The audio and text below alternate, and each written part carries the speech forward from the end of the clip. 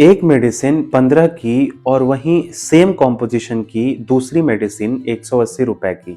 Doctor ने तो महंगी वाली प्रिस्क्राइब करी थी, लेकिन केमिस्ट ने सस्ती वाली दे दी।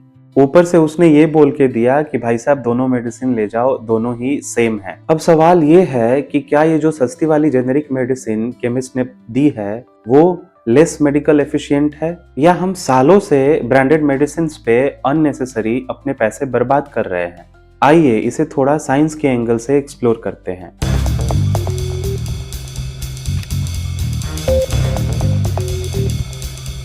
इस पूरे एक्सप्लेनेशन में हम पैरासीटामोल को एज एन एग्जाम्पल कंसीडर करेंगे। पैरासीटामोल के ब्रांडेड मेडिसिन में आते हैं डोलो 650 और क्रोसिन।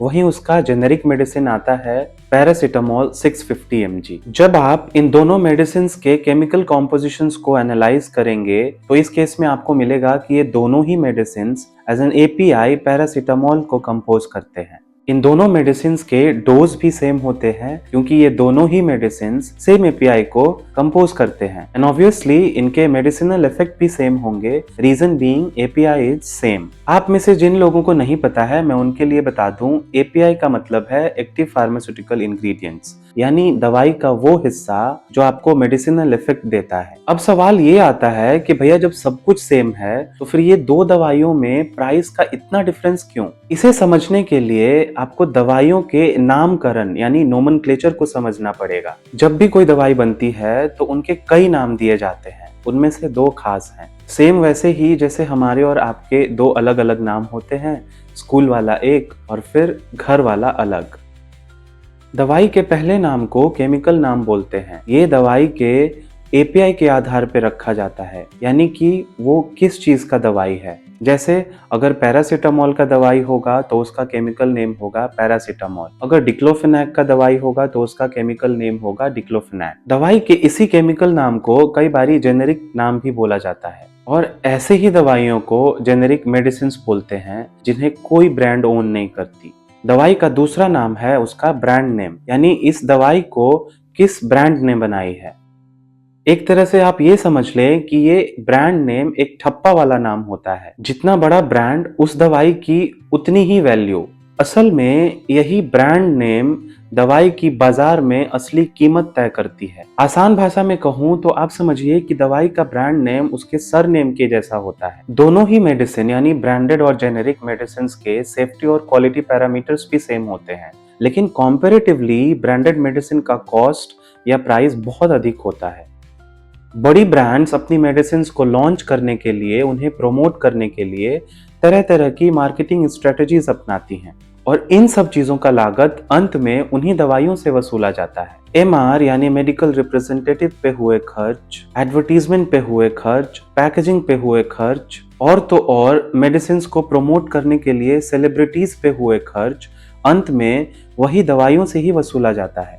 इसीलिए 20 रुपए की मेडिसिन एक ब्रांड का टैग लगते ही सीधे 200 रुपए की हो जाती है। अगर दोनों मेडिसिन की सेफ्टी और एफिकेसी की बात करें तो दोनों लगभग बराबर होती है। हर दवाई को मार्केट में आने से पहले CDSCO यानी central drug standards control organisation के द्वारा बनाए गए सेफ्टी नॉर्म्स और क्वालिटी पैरामीटर्स को पास करना जरूरी होता है। CDSCO यानी भारत की रेगुलेटरी अथॉरिटी ये इंश्योर करती है कि कंज्यूमर्स के पास एक सेफ और इफेक्टिव मेडिसिन ही पहुंचे, फिर चाहे वो ब्रांडेड मेडिसिन हो या फिर एक जेनेरिक मेडिसिन।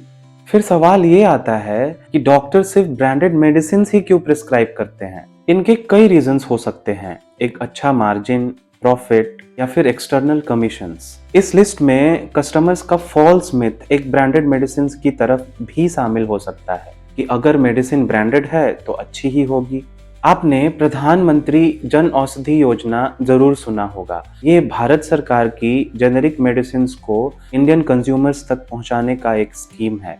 इस स्कीम के तहत सरकार इफेक्टिव प्राइस पे हर मेडिसिन को कंज्यूमर्स तक या भारत के नागरिक तक पहुंचाती है, ताकि भारत के सभी नागरिक मेडिकल फैसिलिटी का लाभ ले पाएं। आप खुद सोचिए कि अगर जेनेरिक मेडिसिन सच में इतने खराब होते, इतने डाउनग्रेडेड क्वालिटी के होते, तो भारत सरकार उन्हें अपने स्कीम्स में क्यों शामिल करती? नेक्स्ट टाइम आप जब भी मेडिसिन खरीदना तो सिर्फ उसके ब्रांड नेम या ब्रांड को मत देखना, उसके केमिकल कॉम्पोजिशंस को भी देखना, क्योंकि हो सकता है कि आप हर महीने हजारों रुपए एक्स्ट्रा पे कर रहे हो जस्ट एक ब्रांड के नाम पे। ये वीडियो किसी भी ब्रांड को प्रमोट करने के लिए नहीं, या ना ही किसी भी ब्रांड को डिफेम करने के लिए है, बल्कि ये वीडियो एजुकेशनल पर्पस और कस्टमर्स को जागरूक करने के लिए बनाई गई है। किसी भी मेडिसिन को कंज्यूम करने से पहले डॉक्टर से कंसल्ट करना ना भूलें।